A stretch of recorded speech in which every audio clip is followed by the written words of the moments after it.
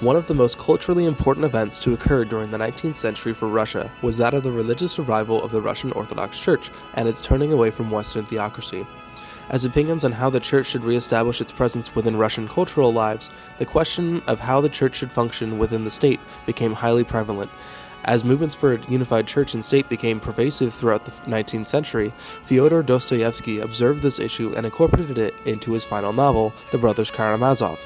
He presents this historical event through the thoughts and opinions of his characters when discussing the power of religion and the role it should play in people's lives, allowing for multiple viewpoints on this issue to be shared. This follows his typical polyphonic voice, providing a plethora of key arguments and opinions representing the people's voices on this delicate issue of a universally powerful and just church to be one with the state government, and to carry out both the roles of lawmaker and enforcer through religion. At the start of the 19th century, the Russian Orthodox Church had weaned away from the theocratic study provided by the West. The Church during this time was divided against itself and not unified with the state either, merely existing as a standalone entity with little influence over the people.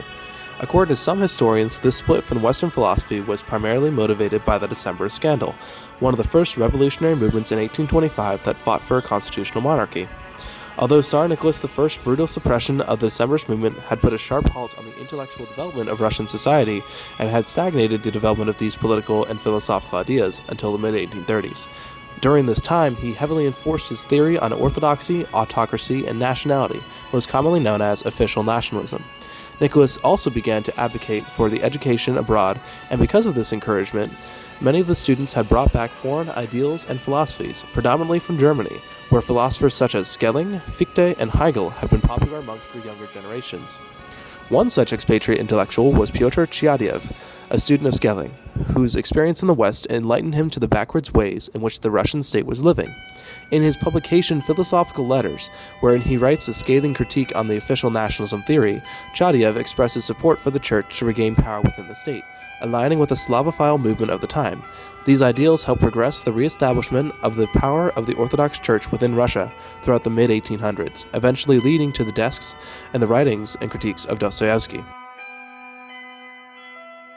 Dostoevsky, in his true polyphonic style, voices the Slavophile way of thinking through many of his characters: a true Orthodox believer named Father Pacey, the intellectual and atheist Ivan Karamazov, and the intermediary between the two, Father Zosima. To introduce these Slavophile ideas, Father Pacey effectively encapsulates the new Orthodox take on the Church and on the state, wherein he claims, "You must understand, the Church is not to be transformed into the state. That is Rome in its dream. That is the third temptation of the devil. On the contrary, the state is transformed into the Church, will ascend and become a church over the whole world, which is the complete opposite of Ultramontanism and Rome." Father Pacey argues that the split from Western philosophy and Catholicism was positive, as a church that bends to the state is living in the sin and temptation of Satan.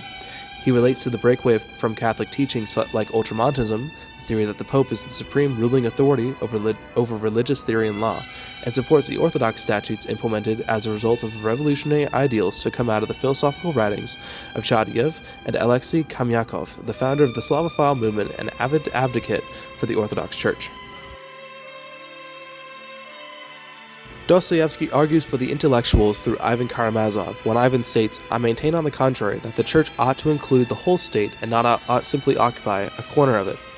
Ivan argues that in this case the church should take charge and implement a vast array of social and societal changes in order to bring about the unification of the Russian Orthodox Church and the state government. Some of these implemented changes include the ecclesiastical courts taking control of the judiciary power of government and allowing the ability for high religious authorities to handle the lawmaking. Dostoevsky tends to implement prominent real-world figures into his writings and expresses their opinions through his characters, and in this case, Ivan mimics Vladimir Solovyev's opinions. Vladimir Solovyev was a Russian philosopher who was also a dear and close friend of Dostoevsky. Solovyev's philosophy on the Orthodox Church was that the politics of the nation should be governed by consolidated religious authority and governmental power, advocating for Christology to be the guiding factor between the two. Both Vladimir Solovyev and Ivan Karamazov represent these Slavophile ideas and argue for the unification of church and state, claiming it has the power to eliminate evil from human capacity within Russian society.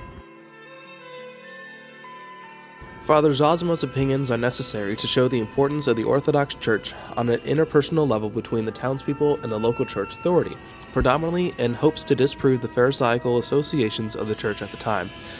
Father Zosima is representative of all he preaches: active love, innocence through life, and experiencing God through selflessness and good intentions. As he advocates for the unification of the church and state, he does so but on the stipulation that humankind is not ready for such a high standard of religious belief and association. He argues that, if the jurisdiction of the church were introduced in practice in its full force, not only the judgment of the church would have influence on the reformation of the criminals such as it never has now, but possibly also the crimes themselves would be incredibly diminished. The Christian society now is not ready, but it will continue still unshaken in expectation of its complete transformation from a society almost heathen in character into a single universal and all-powerful church. In this, Father Zosima believes religion to be a positive force in the world, capable of motivating people towards a happier life led by God. This is a direct refute of Ivan's stance in support of unification of the church, as he believes in abject love towards humanity, while Father Zosima preaches the power of active love on an individual level. At its most stripped-down state, Father Zosima has a more optimistic outlook regarding the faith in humanity and towards a unified church and state. Ivan, on the other hand, is pessimistic towards humans, believing that they are only out for their own means, that the unification of the church and state would eliminate the evil actions people are prone to cause. While a dramatic issue at the time, Dostoevsky found simplicity in this dilemma between religion and philosophy, government and education, and, through his polyphonic characters in the Brothers Karamazov, intelligently showcased the debate of the unified church and state as a question of philosophical morals. Even though the characters express a true desire to unify the Russian Orthodox Church with the state government, their opinions on why it should be so vary in the most curious and intriguing ways, showcasing the varying beliefs on one of the most culturally important events to take place throughout Russian society and culture in the 19th century.